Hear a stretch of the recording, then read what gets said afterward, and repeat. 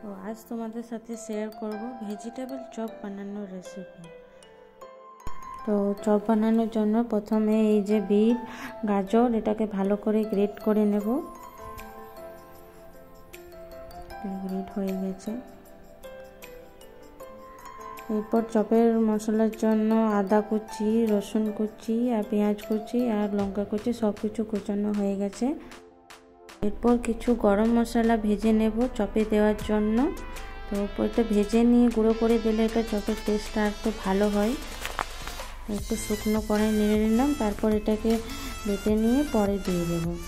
তো কড়াতে পেঁয়াজ আর আদা কুচি, রসুন কুচি যা যা কুচানো ছিল সব কিছু ভেজে নেব। ভালো করে ভেজে নেওয়ার পর তারপর দিয়ে দেবো বিট, গাজর কুচি করা ছিল সেগুলো দিয়ে নিয়ে ভালো করে ভেজে নেব।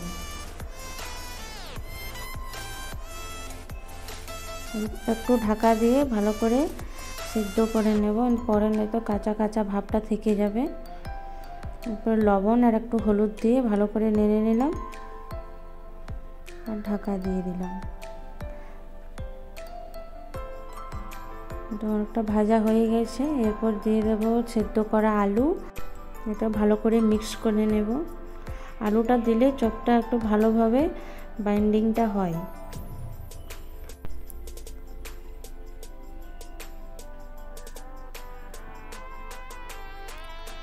আর ভেজে রাখা বাদাম এটাতে দিয়ে দেবো, এটা টেস্টটা আরও ভালো লাগবে। আর যে গুঁড়ো মশলাটা ছিল সেটা দিয়ে দেবো পরে। মোটামুটি রেডি হয়ে গেছে, এটা একটু ঠান্ডা হতে দেবো।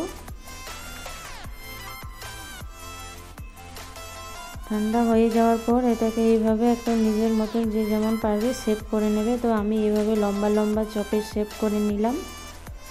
আর আমরা যেহেতু বাইরে থাকি তো চেন্নাই, তো এখানে বেশিরভাগ সাউথ ইন্ডিয়ান ডিশই পাওয়া যায়। যে কিছু খাবার ইচ্ছে হলে তো বাড়িতেই তৈরি করে নিতে হয়।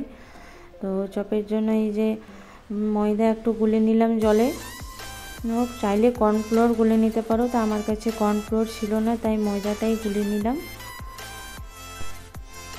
এরপর চপগুলো ওটাতে দিয়ে নিই, তারপর একটু ব্রেড ক্রাম্বস লাগিয়ে দেব। ব্রেড ক্রাম্বস লাগানোর পর আবার ময়দার মধ্যে দিয়ে দেব, তারপর আবার ব্রেড ক্রাম্বস লাগিয়ে। এটা দুবার করতে হবে প্রতিবার, তাহলে আর এটা ক্রাঞ্চি হবে একটু ভালোভাবে। এরভাবে সবগুলো করে নেব।